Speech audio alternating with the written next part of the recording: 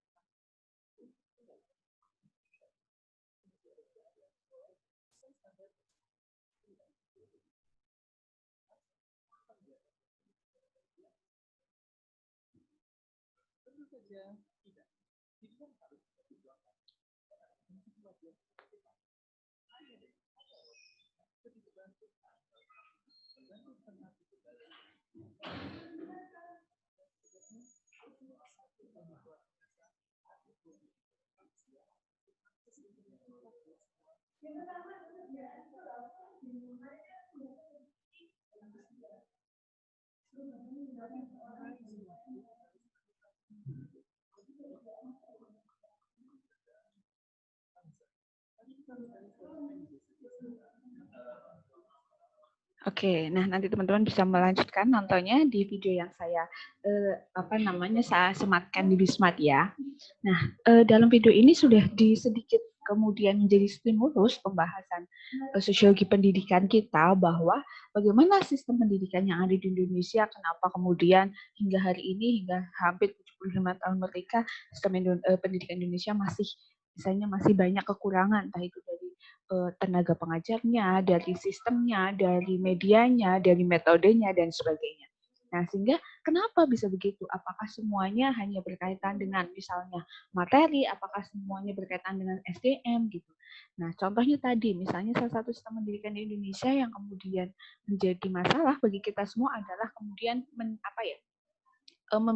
memberikan standar yang sama kepada setiap siswa. Oh, satu siswa harus pintar matematika, bahasa Inggris, fisika, maka itu harus berlaku semuanya.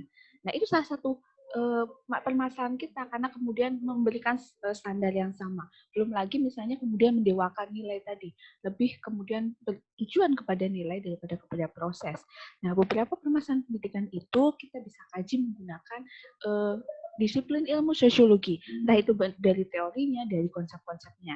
Nah, nanti di pertemuan-pertemuan selanjutnya kita akan melihat itu, bagaimana paradigma dan teori sosiologi bisa digunakan untuk mengaji fenomena dan permasalahan pendidikan. Seperti tadi misalnya. Nah, nanti teman-teman bisa melihat lebih lanjut, kemudian istilahnya direnungkan lagi, apa yang terjadi dengan pendidikan di Indonesia saat ini. Nah, selanjutnya di sini bahwa dalam konsep kajian sosiologi pendidikan yang akan kita pelajari selama 1 semester ke depan, kita akan melihat dari konsep pendidikan yang kemudian dilihat dari level analisis sosiologi. Pendidikan apa? Karena pendidikan di sini merupakan salah satu lembaga atau institusi, di mana lembaga atau institusi ini merupakan bagian dari bidang kajian sosiologi. Begitupun dengan orang-orang yang ada di dalam pendidikan, objek kajian pendidikan yaitu masyarakat yang juga menjadi objek kajian dari sosiologi. Pendidikan sebagai suatu lembaga yang merupakan fenomena sosial yang di dalamnya terjadi interaksi antar individu, antar kelompok, antar individu dengan kelompok yang sangat erat kaitannya dengan struktur sosial, proses sosialisasi, proses pembudayaan yang menjadi kajian utama sosiologi. Ketika kita melihat mungkin sebelumnya bahwa permasalahan-permasalahan pendidikan itu ya hanya berkaitan dengan kualitas saja. Oh, kalau kamu nggak pintar misalnya, atau orang biasanya menyebutnya sebagai bodoh, oh kamu bodoh, kamu nggak pintar, maka ya hasilnya adalah kamu nggak akan lulus dengan baik, dengan nilai yang baik. Kamu nggak akan mendapatkan perguruan tinggi yang baik. Kamu nggak akan mendapatkan pekerjaan yang baik. Itu pandangan secara umum. Tapi ketika itu dilihat dalam kajian sosiologi pendidikan, ternyata berbeda. Bahwa hasil atau output dari pendidikan seseorang itu tidak selamanya berkaitan dengan kualitas dia. Tapi ternyata ada yang berpengaruh, yaitu apa? Berkaitan dengan struktur dan proses sosial yang ada di lingkungan sekitar dia tinggal. Oh, ternyata struktur sosial itu sangat berpengaruh terhadap hasil belajar atau pencapaian seseorang di bidang pendidikan. Nah, itu dikaji dalam konsep sosiologi pendidikan. Sosiologi pendidikan berfungsi menjadikan visi, pemahaman, dan kemampuan terhadap proses pendidikan dan kemampuan bekerja sama dalam pendidikan dengan memanfaatkan dinamika struktural dan proses terkait dengan pendidikan. Nah, ada beberapa banyak hal contoh yang kemudian bisa menjadi salah satu gambaran bahwa ternyata sosiologi ini penting untuk dijadikan sebagai pisau analisis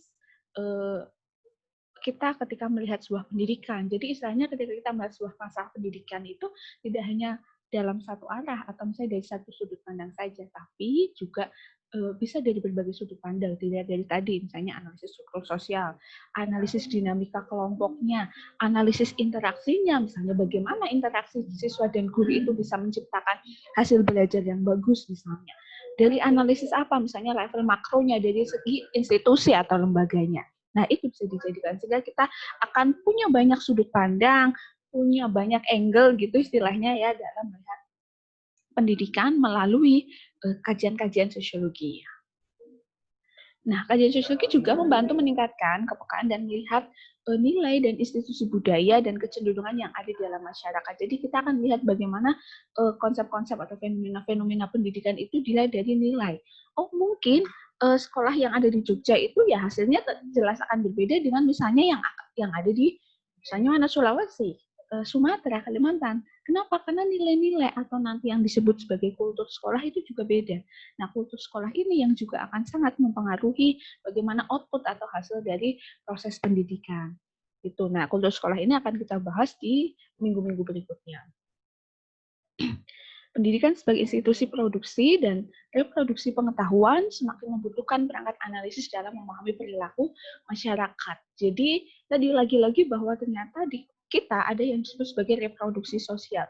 Bagaimana kemudian misalnya kita bisa mencapai suatu capaian, suatu prestasi itu ya bukan serta-merta karena kemampuan kita saja, tapi sangat dipengaruhi oleh latar belakang, oleh struktur sosial, di mana itu yang kemudian dikemukakan oleh salah satu tokoh yang bernama Pierre Bourdieu ya. Nah, konsep Pierre Bourdieu ini akan kita bahas di pertemuan keempat. Nanti kita akan bahas itu. Pierre Bourdieu, bagaimana salah satu tokoh sosiologi itu menganalisis tentang fenomena pendidikan dalam rangka reproduksi sosial.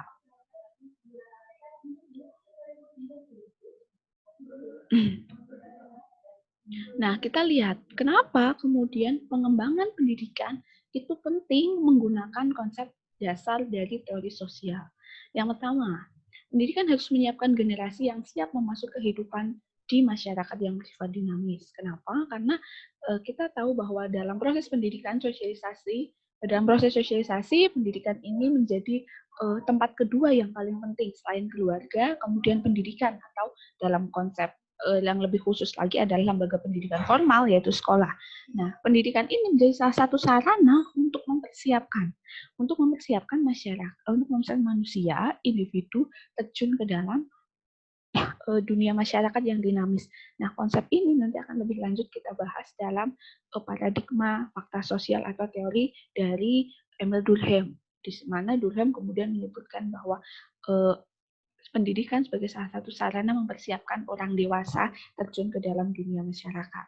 Kemudian yang kedua, praktisi pendidikan mampu merumuskan cara orientasi yang relevan dengan dunia yang berubah di satu pihak, tapi di sisi lain dunia pendidikan tidak mengalami disorientasi. Contohnya hari ini misalnya, dengan adanya revolusi industri 4.0, dengan adanya perkembangan teknologi informasi dan komunikasi yang sangat pesat, misalnya dengan perkembangan peserta didik di generasi yang sangat lekat dengan teknologi, perubahan-perubahan dan dinamika-dinamika masyarakat itu harus dijawab, istilahnya harus di-cover, harus di-counter oleh pendidikan, sehingga pendidikan tidak mengalami disorientasi. Di era revolusi industri 4.0 ini, pendidikan juga harus menyesuaikan, misalnya dengan kemudian memasukkan teknologi dalam setiap proses, media, metode pembelajarannya, misalnya gitu kalau kita kaitkan di kelas. Oh, hari ini nggak bisa dong kalau kita pakai buku terus.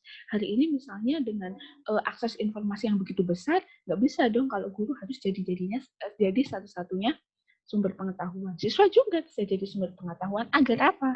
Agar lembaga pendidikan itu terus eksis dan tidak mengalami disorientasi. Selanjutnya, pendidikan memerlukan perangkat pisau analisis sosiologi. Tadi sudah ya dijelaskan sedikit. Sekolah dan guru dapat memahami lingkungan sosial dan proses-proses sosial. Jadi, guru juga akan memahami bagaimana kemudian perbedaan proses dan struktur sosial itu juga sangat berpengaruh terhadap hasil belajar siswa, sehingga tidak kemudian judgement bahwa oh, kamu ini pintar, kamu nggak pintar, hanya karena misalnya dia tidak bisa matematika, hanya karena dia tidak bisa misalnya sosiologi, enggak seperti itu. Kenapa? Karena proses dan latar belakang sosial itu sangat berpengaruh tadi terhadap output belajar siswa. Nah, selanjutnya bahwa ketika kita melihat pendidikan dalam perspektif sosiologi, kita melihat dari dua level analisis. Yang pertama adalah level analisis makro dan yang kedua adalah level analisis mikro. Di level makro, kita melihat pendidikan dari institusi, kelompok sosial, struktur, maupun budaya. Tadi sudah disebutkan bahwa ternyata sistem dan struktur sosial masyarakat yang ada itu juga sangat berpengaruh terhadap bagaimana proses-proses pendidikan. Tadi misalnya, stratifikasi sosial itu sangat berpengaruh misalnya. Proses sosial juga sangat berpengaruh. Kebudayaan sangat berpengaruh. Nilai-nilai dominan yang kemudian dibawa oleh individu sejak lahir misalnya, itu sangat berpengaruh dalam penyesuaian pendidikan atau proses-proses pendidikan yang dialami. Itu level makro. Kemudian di level mikro, kita melihat pendidikan dari ranah pemahaman, perspektif, pemaknaan, dan penafsiran misalnya. Bagaimana setiap individu itu memahami proses pendidikan. Oh, ada mungkin yang memahami proses pendidikan itu dari belajar sendiri misalnya, dari menemukan pengalaman-pengalaman di luar sekolah atau di luar kelas. Ada juga yang memahami misalnya perspektif pendidikan belajar itu dari apa? Dari baca, ada yang juga dari menonton misalnya, dari pengalaman dan sebagainya. Nah, level-level mikro ini yang juga kemudian akan kita lihat bagaimana seseorang itu melihat perspektif sosiologi. Nah, ini nanti lebih jauh nanti kita akan melihat bagaimana proses pendidikan di keluarga dan di sekolah, di mana sekolah itu merupakan salah satu institusi yang awalnya itu adalah merupakan perpanjangan. Awalnya keluarga yang menjadi salah satu agen pendidikan yang paling utama, tapi kemudian itu bukan diberikan ya, tapi kemudian diamanahkan, diperpanjangkan dengan kepada sekolah sebagai salah satu lembaga pendidikan, sebagai sarana pengembangan pribadi, transmisi kultural, transformasi sosial, kontrol sosial, pemeliharaan persatuan dan kesatuan. Nah, itu tadi sekilas tentang apa yang kemudian akan kita pelajari selama 1 semester ke depan dan ruang lingkup sosiologi tadi. Ruang lingkup sosiologi dalam membahas pendidikan. Misalnya berkaitan dengan level makro dan mikro tadi, dan misalnya kenapa sih kita penting untuk menggunakan level analisis teori-teori sosiologi, konsep-konsep sosiologi dalam memahami pendidikan. Nah, semoga teman-teman nanti paham ya dengan apa yang saya jelaskan melalui video ini.